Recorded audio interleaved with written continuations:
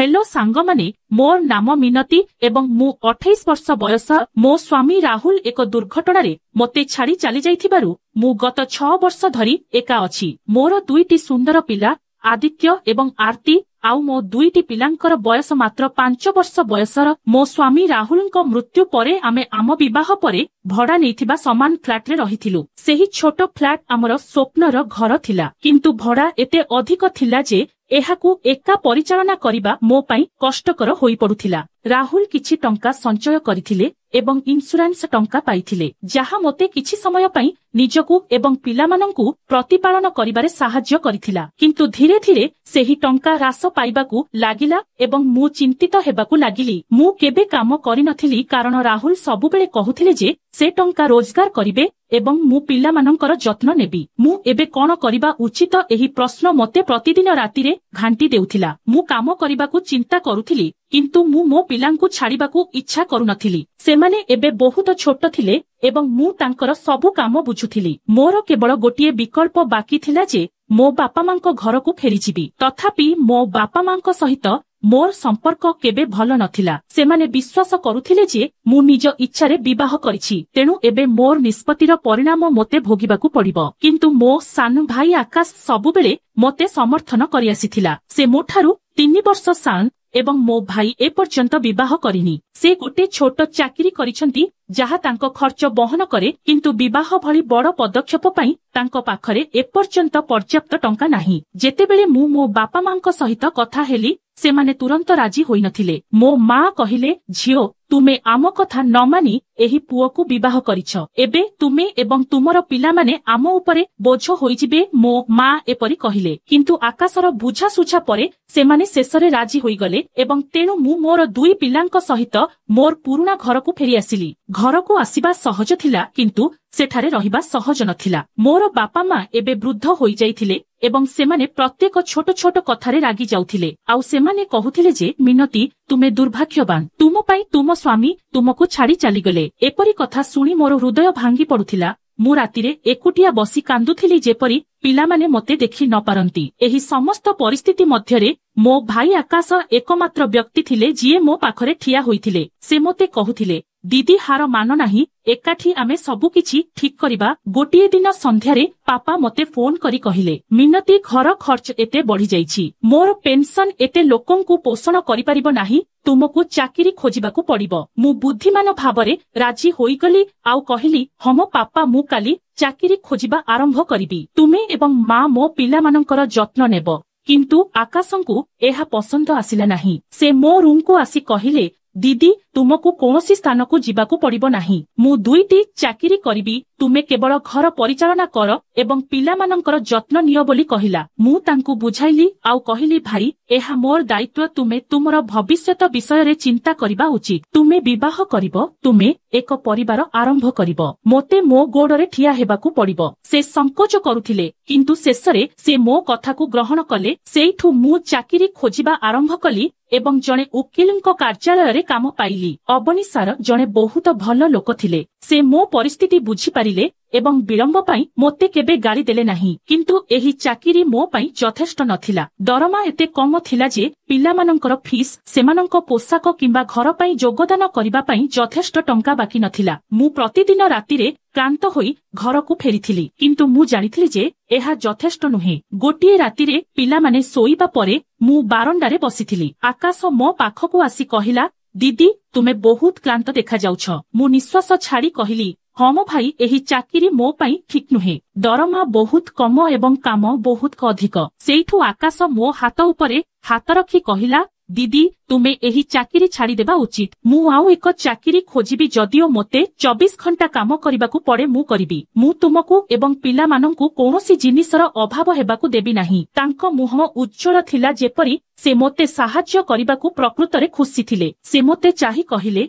दीदी तुमे बहुत सुंदर, तुमे क्लांत हेले मध्य तुमर मुह चंद्र परी झलसुठाए। मु तांको कथा सुनिबाकू भल पाउथिली। मो स्वामी राहुल चली जिबा परठारू केही मोते एते मिठा कथा कहि नथिले। आकाश सबुबेले मोर प्रशंसा करुथिले एवं कहुथिले जे दीदी तुमे पुणी विवाह करिबा उचित, तुमे एबे बहुत छोट दीदी, ଏବଂ ତୁମେ ଏତେ ସୁନ୍ଦର ଯେ ଯିଏ ହେଲେ ବି ତୁମକୁ ପସନ୍ଦ କରିବ।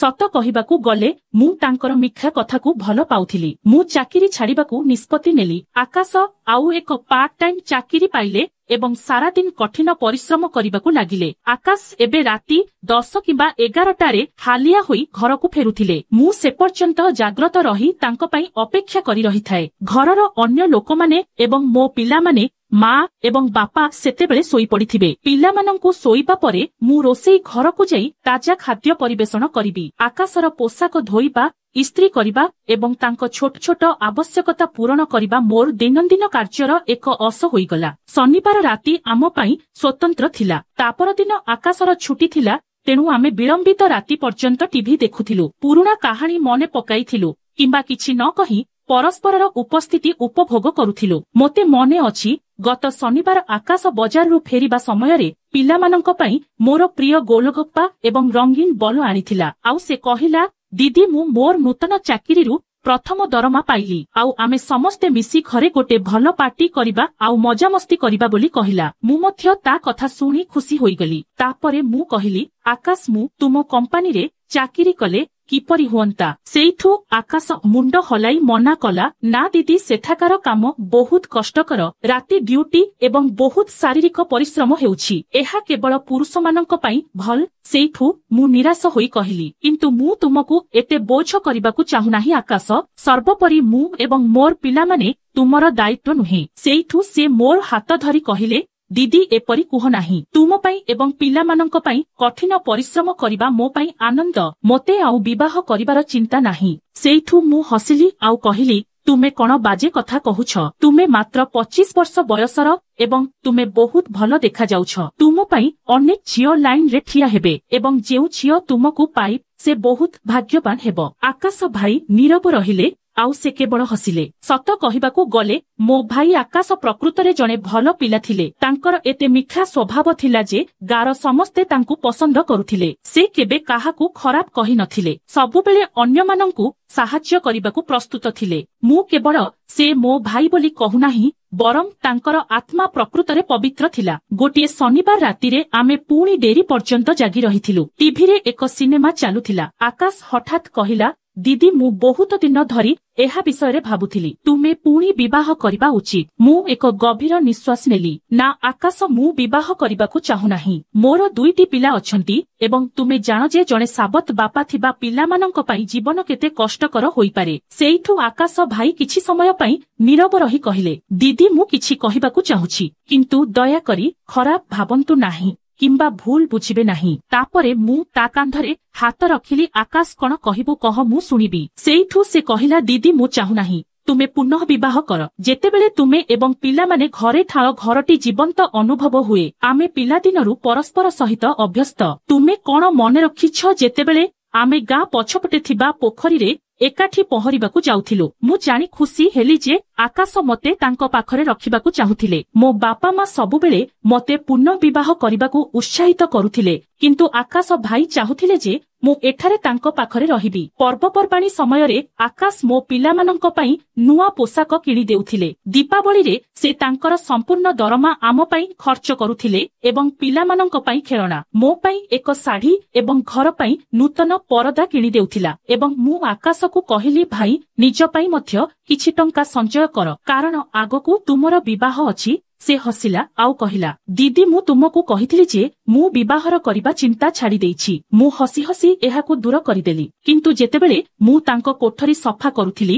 ମୁଁ ଏପରି ଜିନିଷ ଦେଖିଲି ଯାହା ମୋତେ ଅଜବ ଲାଗିଲା। ତାଙ୍କ ବିଛଣାରେ ଦାଗ, ତାଙ୍କ ମୋବାଇଲ ଫୋନରେ ଲୁଚି ରହିଥିବା ଭିଡିଓ। ମୁଁ ଭାବିଥିଲି ଯେ ସେ ଜଣେ 25 ବର୍ଷୀୟ ଅବିବାହିତା, କିନ୍ତୁ ଏହି ଜିନିଷଗୁଡ଼ିକ ଦେଖି ମୋ ସ୍ୱାମୀ ରାହୁଲଙ୍କ ସ୍ମୃତି ଫେରିଆସିଲା। 6 ବର୍ଷ ଧରି ମୁଁ ଯେଉଁ ଅନ୍ତରଙ୍ଗ ମୁହୂର୍ତ୍ତଗୁଡ଼ିକରୁ ବଞ୍ଚିତ ହୋଇଥିଲି, ମୁଁ ନିଜକୁ ସମ୍ଭାଳି ପାରିଲି ନାହିଁ ଏବଂ ଯେତେବେଳେ ମୁଁ ସେହି ଭିଡିଓ ଗୁଡ଼ିକ ଦେଖୁଥିଲି, ଘଣ୍ଟା ଘଣ୍ଟା ଧରି ମୋ କୋଠରୀରେ ନିଜକୁ ବନ୍ଦ କରି ରଖୁଥିଲି। ଗୋଟିଏ ରାତିରେ ଆମେ ଦୁହେଁ ଡେରି ପର୍ଯ୍ୟନ୍ତ ଜାଗ୍ରତ ଥିଲୁ। ଟିଭିରେ କିଛି ରୋମାଣ୍ଟିକ ଦୃଶ୍ୟ ଦେଖାଯାଉଥିଲା। ମୋର ଧ୍ୟାନ ଆକର୍ଷଣ ହୋଇଥିଲା ଏବଂ କୌଣସି କାରଣରୁ ମୁଁ ଏକ ଅଦ୍ଭୁତ ଉଷ୍ମତା ଅନୁଭବ କଲି। ମୁଁ ନିଜକୁ ଶାନ୍ତ କରିଲି ଏବଂ ମୁଁ ବୁଝିପାରୁନଥିବାର ଅଭିନୟ କଲି ଆଉ କହିଲି, ଆକାଶ, ମୁଁ ଶୋଇବାକୁ ଯାଉଛି, ମୁଁ କାଲି ଜଲ୍ଦି ଉଠିବି। ଆକାଶ ହସି କହିଲା, ଠିକ୍ ଅଛି ଦିଦି, ତୁମେ ଯାଅ, ମୁଁ ଟିକିଏ ସମୟ ପାଇଁ ସିନେମା ଦେଖି ଫେରି ଆସିବି। ସେଇଠୁ ମୁଁ ମୋ ରୁମକୁ ଗଲି, କିନ୍ତୁ ମୋ ମନରେ ଅଜବ ଚିନ୍ତାଧାରା ଘୁରି ବୁଲୁଛି, ତେଣୁ ମୁଁ ଶୋଇପାରିଲି ନାହିଁ। ବିଛଣାରେ ଓଲଟି ପଡ଼ି ମୁଁ ମୋର ମୋବାଇଲ ଉଠାଇ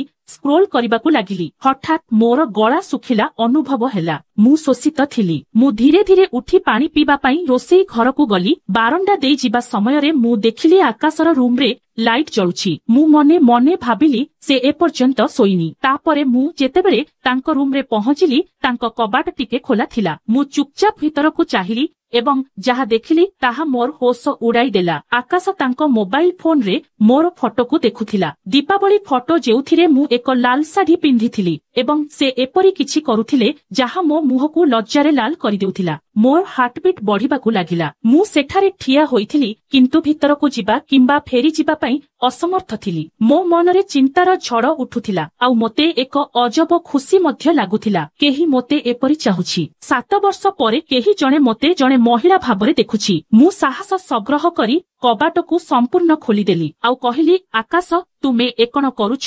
ସେତିକି ବେଳକୁ ମୋର କଣ୍ଠସ୍ୱର ଥରି ଉଠିଥିଲା। ସେ ଆଶ୍ଚର୍ଯ୍ୟ ହୋଇଗଲେ ଆଉ ତାଙ୍କ ଫୋନ ବନ୍ଦ କରି ମୋ ଦୃଷ୍ଟିକୁ ଏଡ଼ାଇ ସେ କହିଲେ, କିଛି ନାହିଁ ଦିଦି, ମୁଁ କେବଳ ସେମିତି ଦେଖୁଥିଲି। ତାପରେ ମୁଁ କହିଲି, ଆକାଶ, ମୁଁ ସବୁ ଦେଖିଛି। ତମେ କଣ କରୁଥିଲ? ତୁମେ ମୋ ଫଟୋ ଗୁଡ଼ିକୁ କାହିଁକି ଦେଖୁଥିଲ? ସେ ମଧ୍ୟ ମୁଣ୍ଡ ନୁଆଁଇ ସେପରି ଚୁପ୍ ରହିଲେ। କିନ୍ତୁ ମୋ ମନରେ ଅଜବ ଚିନ୍ତାଧାରା ଘୁରି ବୁଲୁଥିଲା। ମୁଁ ବୁଝିପାରୁ ନଥିଲି କାହିଁକି ମୁଁ ତାଙ୍କ ପାଖକୁ ଆସୁଥିଲି। ହୁଏତ ଏହା ସେହି 7 ବର୍ଷର ଏକାକିତା, ରାତିର ନୀରବତା, କିମ୍ବା ହୁଏତ ଏହା ମୋ ଭିତରେ ଥିବା ପ୍ରେମ ଏବଂ ନିର୍ଜରତାର ଭୋଗ ଥିଲା। ତାପରେ ମୁଁ କହିଲି, ଦେଖ ଆକାଶ, ମୁଁ ଘରେ ଅଛି।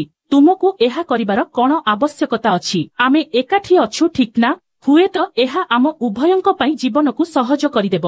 ଆକାଶ ପ୍ରଥମ ଥର ପାଇଁ ମୋ ଆଖିକୁ ଚାହିଁଲା। ତାଙ୍କ ଆଖିରେ କୌତୂହଳ, ଆଶା ଏବଂ ଭୟର ମିଶ୍ରଣ ଥିଲା। ଏହା ଏପରି ଲାଗୁଥିଲା ଯେପରି ସେ ଏହି ମୁହୂର୍ତ୍ତ ପାଇଁ ଅପେକ୍ଷା କରିଥିଲେ। ଦିଦି, ତୁମେ ପ୍ରକୃତରେ କଣ ମୋ ସହିତ ମିଶିବ?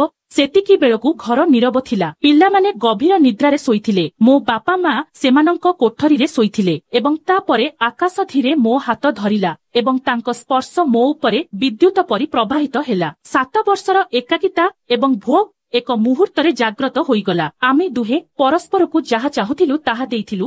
ସେହି ରାତିରେ ଆମେ ପରସ୍ପର ଭିତରେ ନିଜକୁ ହଜାଇ ଦେଲୁ, ଯେପରି ଆମେ ଭାଇ ଭଉଣୀ ନୁହେଁ। ସେହି ମୁହୂର୍ତ୍ତ ଏତେ ସୁନ୍ଦର ଏବଂ ଏତେ ଗଭୀର ଥିଲା ଯେ ମୁଁ ଏହାକୁ ଶବ୍ଦରେ ବର୍ଣ୍ଣନା କରିପାରିବି ନାହିଁ। ସେହି ରାତି ପରେ ଆମର ଜୀବନ ବଦଳିଗଲା। ଆମେ ପରିବାର ଆଗରେ ଭାଇ ଭଉଣୀ ଥିଲୁ, କିନ୍ତୁ ଯେତେବେଳେ ସମସ୍ତେ ଶୋଇପଡ଼ିଥିଲେ, ଆମେ ଆମ ହୃଦୟ ଯାହା ଚାହୁଁଥିଲୁ ତାହା କରୁଥିଲୁ। ଏହା କିଛି ମାସ ପର୍ଯ୍ୟନ୍ତ ଚାଲିଲା। ତାପରେ ଯାହା ହେଲା ଶୁଣିଲେ ଆଶ୍ଚର୍ଯ୍ୟ ହୋଇଯିବେ। ପରବର୍ତ୍ତୀ ଭିଡିଓ ଦେଖିବା ପାଇଁ କମେଣ୍ଟରେ ପାର୍ଟ 2 ଲେଖନ୍ତୁ।